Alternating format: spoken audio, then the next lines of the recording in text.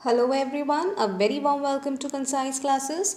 तो स्टूडेंट्स, जैसा कि मैंने आपसे कहा था कि हम लोग इंग्लिश की सीरीज़ स्टार्ट करने जा रहे हैं और आज आपकी क्लास 1 है, जिसमें हम द सेंटेंस पढ़ेंगे कि सेंटेंस क्या होता है, कितने टाइप का होता है। इस सभी के बारे में आज के सेशन में हम डिस्कस करेंगे। सेकेंडली स्टूडेंट्स, ये जो सेशन है वो जितने भी टीचिंग एग्जाम्स हैं, चाहे वो KVS हो, DSSB हो, CTET, UPTET, NBS, आपका इंग्लिश इन सारे एग्ज़ाम्स में बहुत ही ज़्यादा मेजर पोर्शन है। और अगर आप इंग्लिश के कॉन्सेप्ट को समझ लेते हैं, इनके रूल्स को समझ लेते हैं, तो इंग्लिश में मार्क्स ग्रैब करना बहुत आसान हो जाता है। तो आप इन सेशंस को रेगुलर बेसिस पे देखें, एक भी सेशन को स्किप ना करें, और हम आपकी जो इंग्लिश की जो नॉलेज है उसे बेसिक से एडवांस तक पहुंचाएंगे।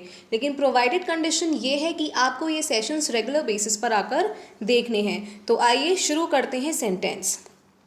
सबसे पहले बच्चों हम ये समझेंगे कि सेंटेंस होता क्या है। Group of words which make a complete sense is called a sentence. कहने का मतलब है कि जब शब्दों को इस तरह से क्रम में रखा जाता है कि जो वाक्य बनकर आ रहा है वो आपको कोई सेंस दे रहा है।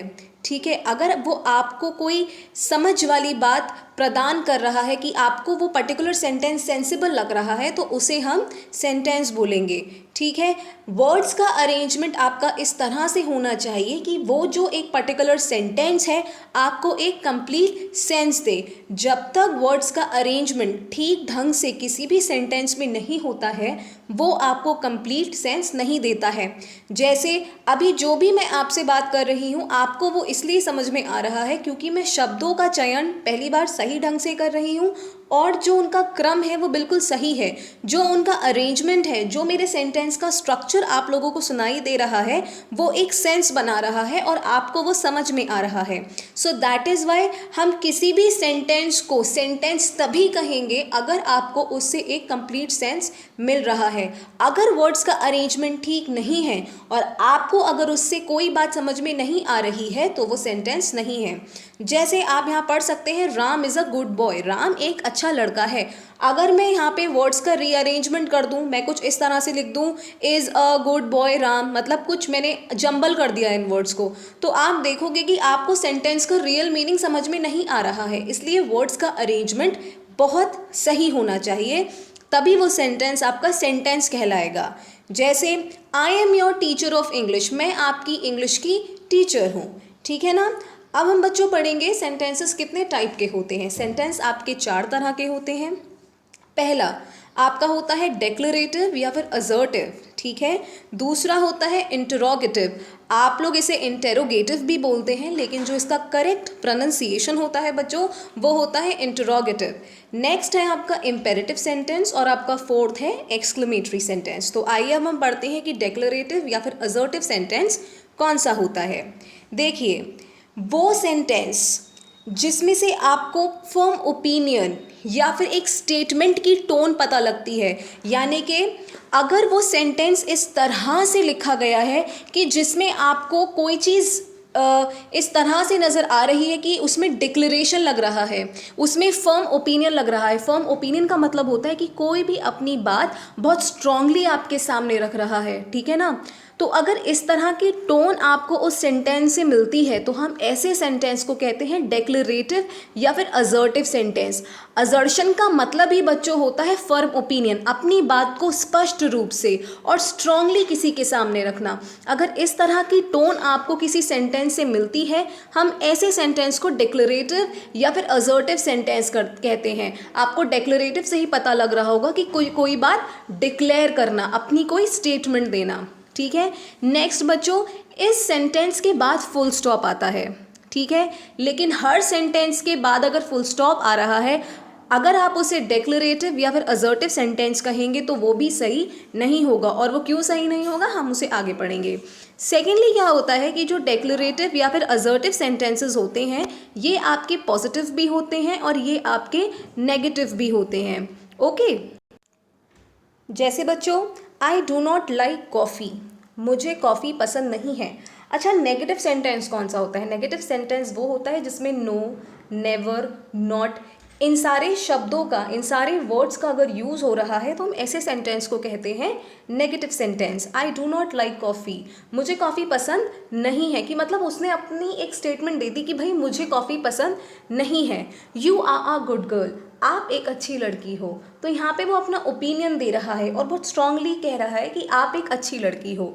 Delhi is the capital of India, Delhi India की कैपिटल है। यहाँ पे उसने एक statement they the. Humpty Dumpty sat on a wall, ये आपकी एक स्टेटमेंट हो गई। तो ऐसे सेंटेंसेस जिसमें आपको फर्म ओपिनियन या फिर कोई स्टेटमेंट की टोन पता लगती है, ऐसे सेंटेंसेस को हम डिक्लेरेटिव सेंटेंस या फिर हम असर्टिव सेंटेंस कहते हैं। और ऐसे सेंटेंस के एंड में फुल स्टॉप आता है, ठीक है। लेकिन हर सेंटेंस के एंड में फुल स्टॉप आए और अगर आप उसे डिक्लेरेटिव या असर्टिव कह रहे हो तो ऐसा नहीं है। नेक्स्ट हम बात करते हैं इंटरोगेटिव सेंटेंस की। ऐसे सेंटेंस जिसमें कोई आपसे कुछ पूछ रहा है या आप किसी से कुछ पूछ रहे हो।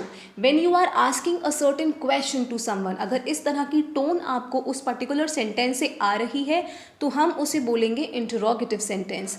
क्वेश्चन में पंचुएशन मार्क लगाना अगर होता है तो आप उसे उसी बेसिस पे लगाएं जब आपको उसके टोन समझ में आए। जब तक अगर आपको सेंटेंस की टोन समझ में नहीं आ रही है तब तक आप उसमें पंचुएशन मार्क नहीं लगा सकते हैं, ठीक है। जैसे डू यू नो हर, क्या तुम उसे जानते हो। यहाँ पे वो एक क्वेश्चन पूछ रहा है, क्या तुम उसे जानते हो, तो यहाँ पे क्वेश्चन मार्क लगेगा। व्हाट इज़ योर नेम, तुम्हारा नाम क्या है।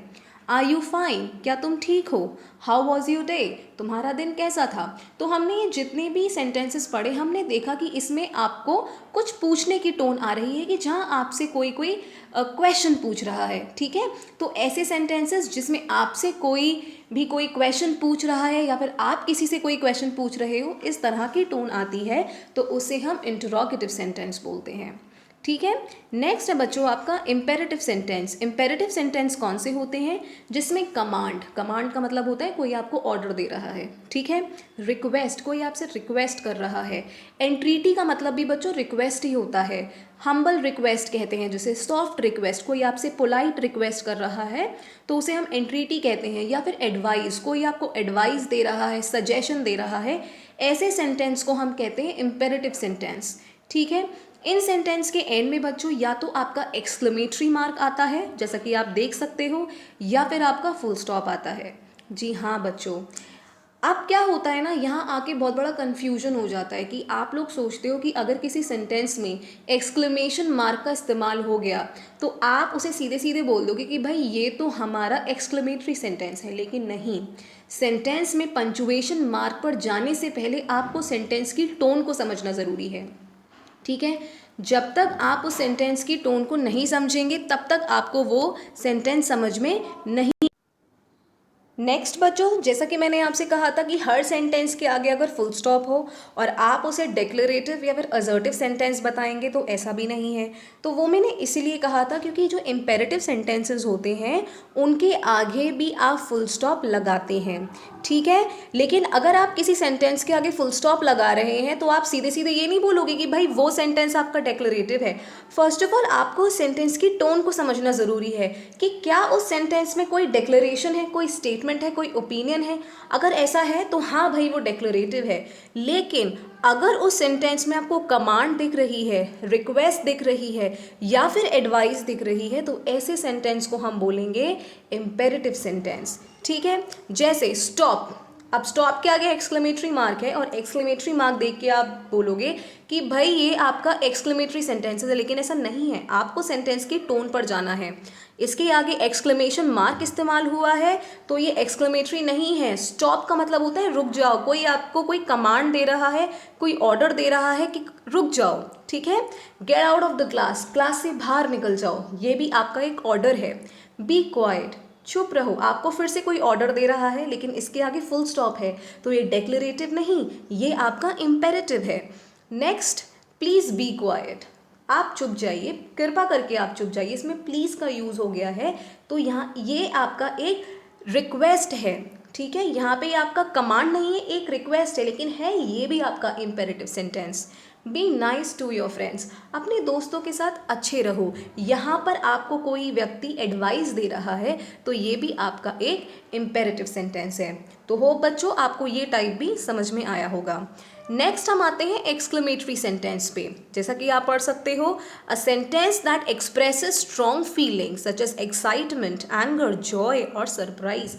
मतलब ऐसे सेंटेंसेस जिसमें आपको स्ट्रॉन्ग फीलिंग महसूस होती है। स्ट्रॉन्ग फीलिंग कैसे कि जब कोई एक्साइटमेंट होता है तो बहुत ज़्यादा एक्साइटमेंट जब हो रहा है, बहुत ज़्यादा जब वो उत्साह दिखा रहा है, उसी को तो हम एक्साइटमेंट कहते हैं, ठीक है। या फिर कोई इंसान ज़रूरत से ज़्यादा गुस्सा कर रहा है या फिर सरप्राइज्ड हो जाता है, शॉक्ड हो जाता है, तो ऐसे सेंटेंसेस में हम क्या यूज़ करते हैं? Exclamation mark. और इन्हीं सेंटेंसेस को हम कहते हैं एक्सक्लेमेटरी सेंटेंस।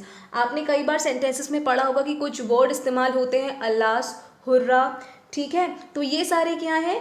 हुर्रा हम क्यों यूज़ करते हैं? हैप्पीनेस दिखाने के लिए, ठीक है ना। तो अगर इस टाइप के वर्ड्स भी आपको देखने को मिलते हैं एक्सक्लेमेटरी सेंटेंसेस में, तो वो भी आपके एक्सक्लेमेटरी सेंटेंस ही हैं, ठीक है।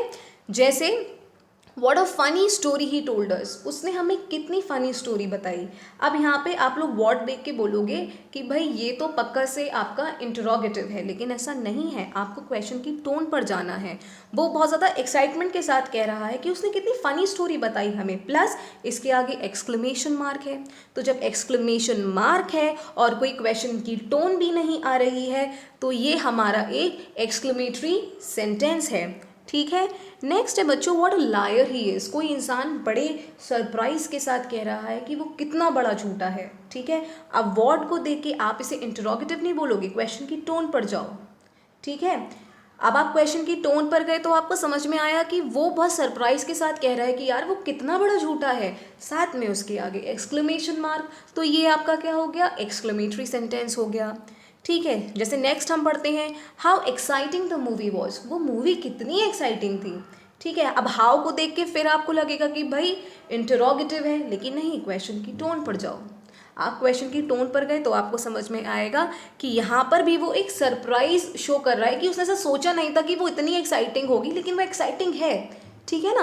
तो आपको क्वेश्चन की बच्चों टोन पर जाना इंपॉर्टेंट है। अगर आप क्वेश्चन की टोन को समझना शुरू कर दोगे तो सेंटेंसेस वो किस टाइप में आते हैं आपको ऑटोमेटिक समझ में आ जाएगा। और जब सेंटेंसेस की टोन समझ में आने लगेगी तो पंचुएशन मार्क किस तरह से यूज़ करना है वो भी समझ में आने लगेगा।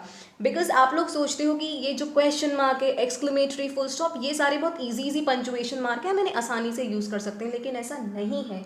अगर आप डेप्थ में जाकर देखो तो इन सारे पंचुएशन मार्क्स को यूज़ करने से पहले भी काफ़ी सारे स्टूडेंट कंफ्यूज हो जाते हैं, क्योंकि उन्हें क्वेश्चन की टोन समझ में नहीं आती है, उन्हें सेंटेंस की टोन समझ में नहीं आती। आपको सेंटेंस की टोन समझना बहुत ज़्यादा इंपॉर्टेंट है। जैसे हम इन 4 एग्जाम्पल से समझते हैं। फर्स्ट, ही स्टॉप्ड, वह रुक गया था। यहाँ पे उसने एक बात डिक्लेयर कर दी कि वह रुक गया था, एक स्टेटमेंट दे दी, तो ये आपका एक डिक्लेरेटिव सेंटेंस है। नेक्स्ट है, डिड ही स्टॉप, क्या वह रुका था। यहाँ पे वो एक क्वेश्चन पूछ रहा है, दैट इज वाई ये एक इंटरोगेटिव सेंटेंस है। नेक्स्ट है स्टॉप, एक्सक्लेमेटरी मार्क है साथ में, तो यहाँ पर वो ऑर्डर दे रहा है कि रुक जाओ, तो ये आपका एक इम्पेरेटिव है, ये आपका एक्सक्लेमेटरी नहीं है। नेक्स्ट आप पढ़ो, हाउ ही स्टॉप्ड, वह कैसे रुक गया था, बहुत ज़्यादा सरप्राइज के साथ कह रहा है कि हाउ ही स्टॉप्ड, तो ये आपका एक एक्सक्लेमेटरी सेंटेंस है।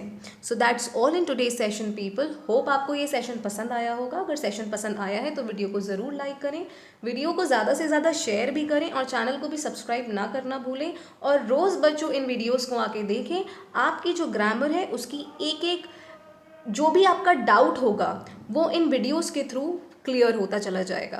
Thank you so much.